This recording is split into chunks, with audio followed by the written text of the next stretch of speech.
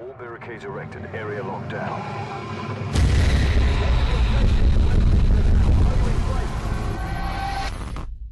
How's it going, everybody? It's your boy VMS, and how's everybody here at the Directors of Gaming? I hope you guys are all doing just fine. I'm back, and I'm hopefully going to be posting a video each week, maybe a little bit more, maybe a little bit less, you never know. So for my topic for today, the topic of discussion, is the Over-Hypezation, and that's a word I just created right now, the Over-Hypezation of games in the market. Now, the few reasons I'm doing this. One is because I hate it when games get overhyped. And two, there are some games that need to be hyped more that aren't because other games are getting hyped and then fail. And then these other people come as like sleeper hits. And three, gaming season is right around the corner. So I'm going to start off with the third one, gaming season. So over at my channel, I'll be doing a bunch of playthroughs of games, including, the blockbuster hits such as Borderlands 2, Dead or Alive, Assassin's Creed 3, Dishonored, all the major hits for the summer, Black Ops 2, Halo, and then finally Guild Wars 2. Now it's going to segue right into this next topic. Now, over at my channel, I'm doing all those games, so you can go check those out if you want when those come out. But the big thing here, Over-Hypezation. So far, none of these games to me have been overhyped because I've purposely kept myself away from trailers, from diagnostics of trailers, that type of stuff. And everybody know, you all know what I mean, diagnosing. There's people that always, no matter what the game is, especially Call of Duty, they will take the damn trailer to Call of Duty and then they'll slow it down, add arrows in, special effects, and they'll be like, well, this is what's going to be coming up. And then you kind of like, you know what's coming already. And I hate that because it's like it takes away from the unknowing. So, and that's why, for me, this game that you're watching right now, Call of Duty, wasn't that fun, to be completely honest. I don't play this game anymore just for fun. I played it to get, gameplays so that I can commentate over them because it's what people watch. But I don't, it's not fun to me because I basically knew every single gun that was in it and all the shit that was already in it from the get-go because I watched these, people diagnosing or whatever it's called, the trailers. And so I've kind of stuck away from that now, and a lot of games are a lot more fun because of that. Other things, when they get overhyped, are like, say, just people that are genuinely excited for games that ruin it.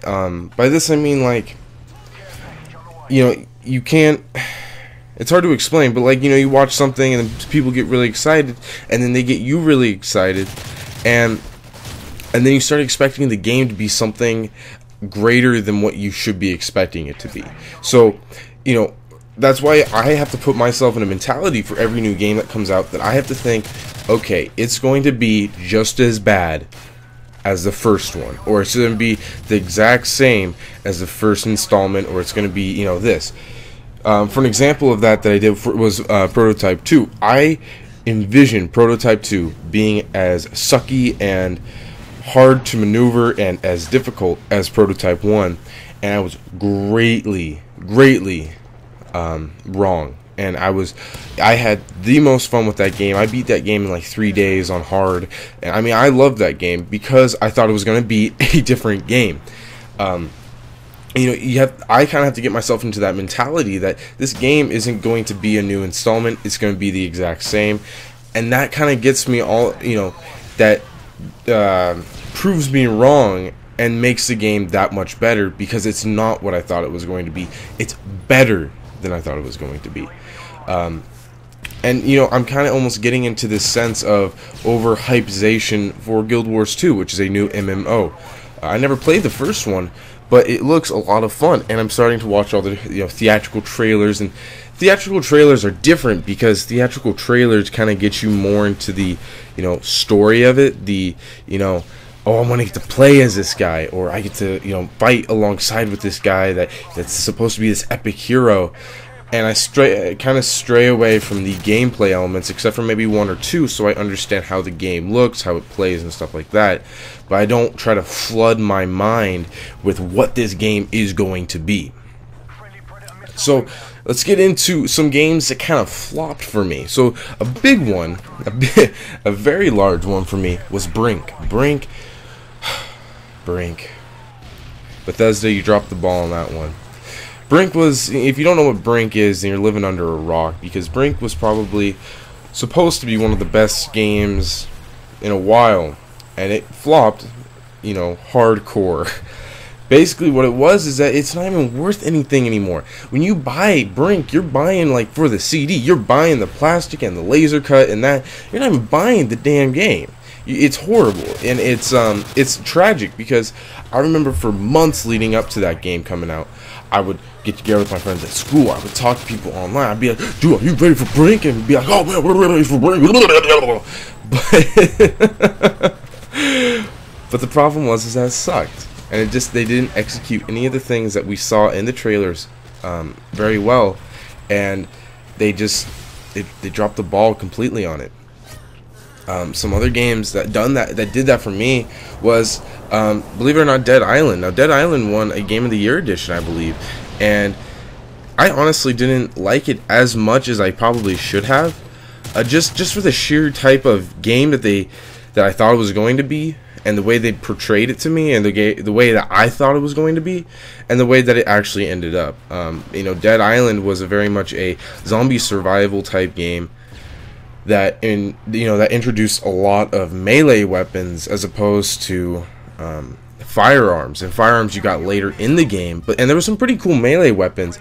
But for me, you know, the introduction to, say, the mods in the game, if you haven't played that, modifications to your weapons basically improve it, have it do different qualities. It can do elemental damage and shit like that.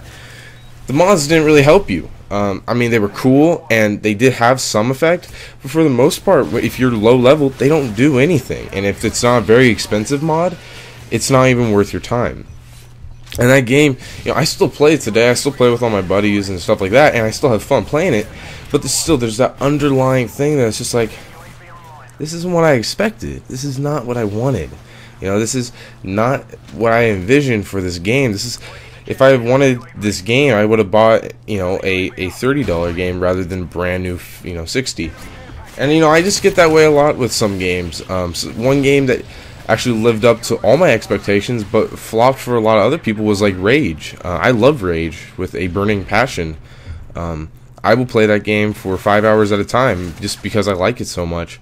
And I beat that game. And I started to do a playthrough on my channel, but you know, didn't work out. But I beat that game within a week, and it's 3 discs, 3 damn discs. And I love Rage, and a lot of people don't like it for some reason, and I don't understand that. And I'm sure a lot of people like Dead Island, and they don't understand why I don't like it. I'm sure a lot of people, actually, I'm positive nobody likes Brink, and everybody would be like, why do you like Brink if you did? So we're you know, wrapping up to the end of the video here, and I just wanted to do a little bit of a thank you. Thank you, the directors of gaming, for allowing me to post on your channel. I'm not sure if you guys watch this, but you must go over it at least to understand what's on the video and hope that nothing's wrong with it. So I got you there. Thank you for allowing me to post on your channel. Thank you for making me a director. And you know, I love the fact that I can go to this community, and it's, you know, it's a community. It's not paid for. It's nothing like that, because I never wanted any of that at all. And I love the fact that I can just come here and talk to people, talk to fans and stuff like that, and get my points across, because I got a lot of opinions, a lot of points, and people will listen to me, whether they like it or not. They're gonna listen to me a little bit, and I want to thank Directors of Gaming, T-Dog, for that, and all the opportunities that this has presented to me. And I also want to thank everybody that watches this video, because this really helps me out a lot. You know, I haven't really done a video for this, and I will probably do a video here coming up pretty soon. But I just want to thank you, because, you know, without you guys, none of this is possible. You know, I would have never been able to come to T-Dog. I would have never been able to do any of this. And definitely I want to thank you guys, because you guys are the guys that will ultimately start everything, and you guys will be the old ones that ultimately end everything. So the alpha, the omega. But anyways, guys, I went 30-2, 12 this game. Nothing great. I'm not a great COD player, but you know, it's entertaining, I guess. Come for the commentaries. If you like the video, push that like button, and it helps out a lot.